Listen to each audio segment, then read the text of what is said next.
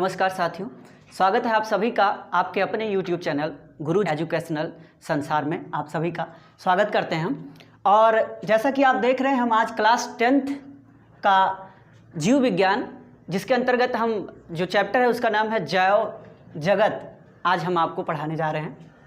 तो आप लोगों को मैंने कोशिका के बारे में तो विस्तृत पढ़ाया होगा, तो उसी के अंतर्गत हम जो है आज आपको कुछ बताते हैं। जैसा कि आप जानते हैं कि कोशिका जो है वो किसी भी जीव की संरचनात्मक तथा क्रियात्मक इकाई होती है।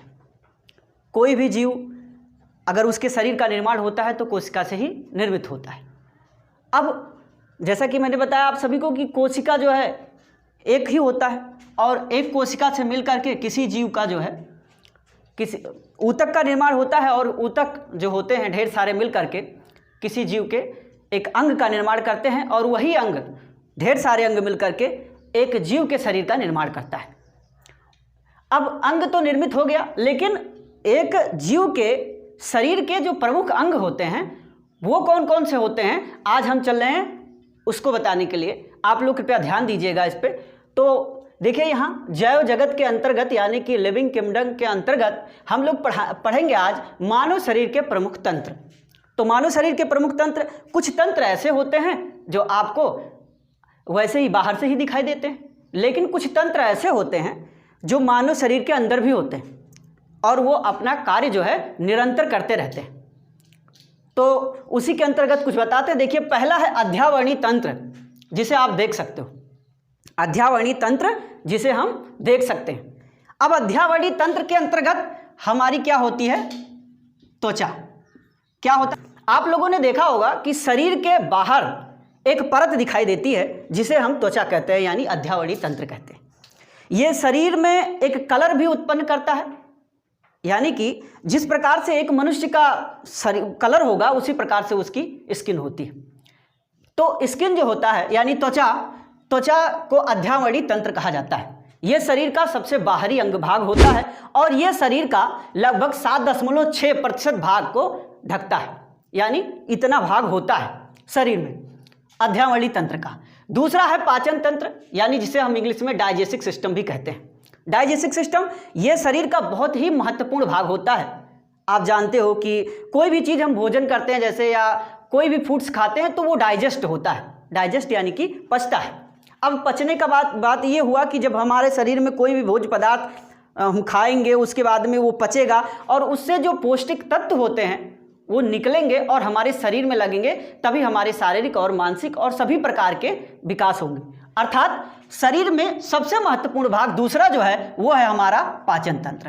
पहला आपने अध्यावरणी तंत्र पढ़ा जिसमें आपका जो है त्वचा आ गया, और दूसरा आपने पढ़ा पाचन तंत्र। पाचन तंत्र में के अंतर्गत एक ऐसा तंत्र है जिसे आप देख तो नहीं सकते हो, लेकिन शरीर जब हम कोई चीज़ खाते हैं तो खाने के बाद क्या होता है कि वह भोजन पचता है। तो पचाने का कार्य जो करता है उसे हम पाचन तंत्र कहते हैं। समझ गए ना, पचाने का कार्य जो करता है उसे हम पाचन तंत्र कहते हैं। तो दूसरा स्टेप आपने समझा, अध्यावरणी तंत्र के बाद में पाचन तंत्र, अर्थात भोजन को पचाने का वह तंत्र जो भोजन को पचाने का कार्य करे, पाचन तंत्र कहलाता है। चलिए तीसरा देखते हैं, श्वसन तंत्र।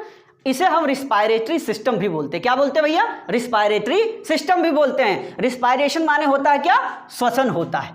और श्वसन कौन करता है? सभी जीवित जीव, सभी जीवित प्राणी, यानी ऑल लिविंग थिंग्स जो हैं वो सभी क्या करते हैं? श्वसन करते हैं। श्वसन मतलब सांस लेते हैं। ठीक है, तो श्वसन के लिए हमारे पास क्या है?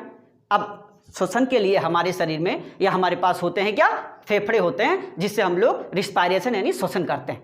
अब श्वसन जो है हम लोग, आप तो जानते हो, बताया भी गया होगा, आपको पढ़ाया भी गया होगा कि हम लोग ऑक्सीजन लेते हैं और कार्बन डाइऑक्साइड जो होता है वो वातावरण में छोड़ देते हैं। तो श्वसन के बारे में हम पढ़ रहे हैं। श्वसन क्या है?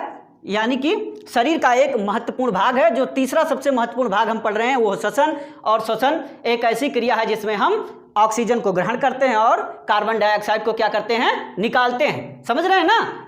कौन सा चीज निकाला जाता है? कार्बन डाइऑक्साइड को निकाला जाता है और ऑक्सीजन को ग्रहण किया जाता है। चलिए भाई, अगला चौथा स्टेप है आपका परिसंचरण तंत्र। परिसंचरण तंत्र क्या है? परिसंचरण, जैसे कि आप लोग जानते हो ना, परिवहन के नाम सुना होगा। परिवहन क्या है? जैसे कि आने जाने का कोई साधन होता है या कोई किसी चीज़ को ढुलाई करानी होती है या करनी होती है तो क्या करते हैं, किसी एक माध्यम का उपयोग करते हैं। जैसे भाई कोई चीज़, बड़ा चीज़ धोना हो गया तो आप क्या करोगे, आप खुद लेकर जा नहीं सकते तो किसी चीज़ का आप सहारा लेते हो। तो उसी प्रकार से क्या होता है, परिसंचरण अर्थात संचार का वह साधन जिसके माध्यम से किसी भी चीज़ को एक स्थान से दूसरे स्थान ले जाया जा सके। वैसे ही हमारे शरीर में कोई चीज़ ढुलाई नहीं होती, ठीक है, कि कोई ऐसा चीज़ हो कि जो एक स्थान से दूसरे स्थान ले जाया जाए, लेकिन एक चीज़ होता है जिसे हम ब्लड बोलते हैं, रक्त बोलते हैं। तो रक्त जो है वो क्या करता है, परिसंचरण तंत्र का एक महत्वपूर्ण भाग होता है और रक्त का ही संचार होता है हमारे शरीर में, ठीक है, आरबीसी का ही संचार होता है हमारे शरीर में और उसी के अंतर्गत परिसंचरण तंत्र आता है, ठीक है। अब देखिए रक्त जो होता है, रक्त को हम आरबीसी भी बोलते हैं, ठीक है, तो आरबीसी जो है वो रक्त है और रक्त में क्या कौन सी चीज होती है जो आरबीसी ले जाता है, उसे हम कहते हैं ऑक्सीजन। यानी कि अगर आपसे क्वेश्चन पूछ लिया जाए कि रक्त किस चीज का परिवहन करता है तो आप क्या कहोगे, ऑक्सीजन का परिवहन करता है, ठीक है। रक्त का सिर्फ काम है, जैसे उसमें कुछ ऐसे भी पोषक तत्व होते हैं जो हम खाते हैं और हमारे भोजन से निकल करके ब्लड में मिल जाता है और ब्लड क्या करता है, सभी ऊतकों तथा कोशिकाओं तक पहुंचाने का कार्य करता है। लेकिन इसके बाद में भी इसका सबसे महत्वपूर्ण कार्य है वो है ऑक्सीजन का परिवहन करना। समझ रहे हैं ना भैया, यानी कि जो आरबीसी होता है यानी रक्त जो होता है उसका काम है ऑक्सीजन का परिवहन करना। समझ रहे हैं ना, आगे चलिए। उत्सर्जन, यह पांचवा सबसे बड़ा स्टेप है और महत्वपूर्ण स्टेप है। उत्सर्जन बहुत महत्वपूर्ण भाग होता है एक जीव के शरीर में, ठीक है। तो उत्सर्जन क्या है, उत्सर्जन मतलब शरीर में उपस्थित या बने हुए अपशिष्ट पदार्थों को शरीर से बाहर निकालना क्या है, उत्सर्जन है। समझ रहे हैं भैया, शरीर में बने अपशिष्ट पदार्थों को, अब बनता कैसे है भाई, हमने भोजन किया तो भोजन जो होगा वो जब पच गया, ये देखिए पाचन के बाद में भोजन क्या हो जाता है, अपशिष्ट पदार्थ हो जाता है। क्यों भाई हो जाता है, क्योंकि जो उसमें महत्वपूर्ण तत्व होते हैं वो निकाल लिए जाते हैं शरीर द्वारा और बचता क्या है, अपशिष्ट पदार्थ, यानी कि ऐसा चीज जिसका कोई भी काम ना हो, ठीक है। तो क्या हो गया, उसे क्या कहते हैं, अपशिष्ट पदार्थ कहते हैं। और निकलता किस माध्यम से है, उत्सर्जन के माध्यम से, ठीक है। तो हमारे शरीर में कुछ महत्वपूर्ण अंग हैं जिससे उत्सर्जन होता है, एक मल द्वारा यानी कि गुदा द्वारा और एक मूत्र द्वारा, ठीक है। तो ये दो भाग महत्वपूर्ण हो गए, लेकिन एक और भी होता है जिसे हम स्वेद यानी कि पसीना भी कहते हैं, ठीक है। तो शरीर में जो है ये तीन माध्यम होते हैं जो कि उत्सर्जन में महत्वपूर्ण भूमिका निभाते हैं। समझ रहे हैं ना भैया, तो आगे देखिए उत्सर्जन क्या है, शरीर का एक महत्वपूर्ण भाग है यानी अंग है जिसके माध्यम से शरीर में बने हुए सभी प्रकार के अपशिष्ट पदार्थ शरीर से बाहर निकाले जाते हैं, ठीक है, जिसे हम यूरिया भी कहते हैं। आप लोगों ने देखा होगा कि जो उत्सर्जन होता है ना, जिसे टॉयलेट बोलते हैं, इसमें सबसे अधिक यूरिया की मात्रा होती है।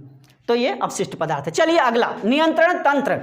अब आप लोग सोचेंगे कि ये नियंत्रण तंत्र क्या होता है। हाँ, आपके शरीर में एक तंत्र ऐसा भी होता है जो आपके शरीर के सभी भावनाएं, सोच और ये हंसना, गाना, रोना, ये सबको नियंत्रित करता है, जिसे हम नियंत्रण तंत्र भी बोलते हैं। आप लोगों ने हार्मोन का नाम जरूर सुना होगा, ठीक है, आपने हार्मोन का नाम जरूर सुना होगा। हार्मोन कौन से भाई, थायराइड हार्मोन हो गया, फिर हमारे मस्तिष्क के मध्य भाग में अधर तल पर एक छोटी सी ग्रंथि होती है जिसे हम मास्टर ग्रंथि भी कहते हैं। उसका क्या नाम है भैया, उसका नाम है पीयूष ग्रंथि यानी प्यूटरी ग्लैंड है। और फिर पीनियल ग्रंथि हो गया और फिर विभिन्न प्रकार की ग्रंथियां, इसको हम आगे चलकर पढ़ाएंगे आप सभी को। लेकिन बस आप इतना ही जानिए कि नियंत्रण तंत्र के अंतर्गत सभी शरीर में वो हार्मोन ग्रंथियां जो शरीर के सभी क्रियाओं को नियंत्रित करती हैं वो नियंत्रण तंत्र के अंतर्गत आती हैं। तो नियंत्रण तंत्र के अंतर्गत कौन सी चीजें आती हैं, हार्मोनल ग्रंथियां आती हैं, ठीक है। और वो सभी हार्मोन क्या करते हैं, हमारे शारीरिक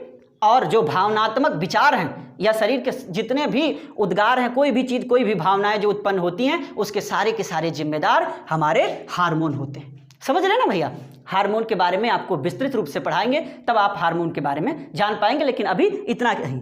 अगला है सबसे महत्वपूर्ण भाग शरीर में, एक जो सजीव के लिए सबसे महत्वपूर्ण जो अंग होता है वो है प्रजनन तंत्र।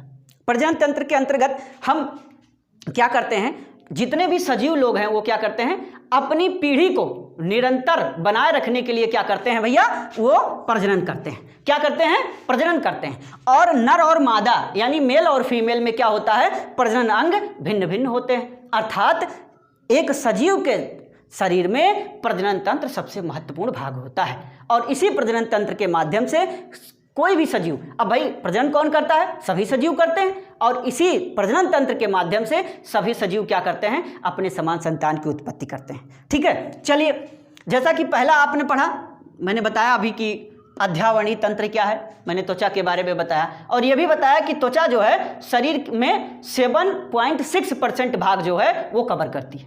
समझ गए? चलिए दोस्तों, आज के लिए इतना ही। अगले वीडियो में इसके आगे का चैप्टर पढ़ाया जाएगा।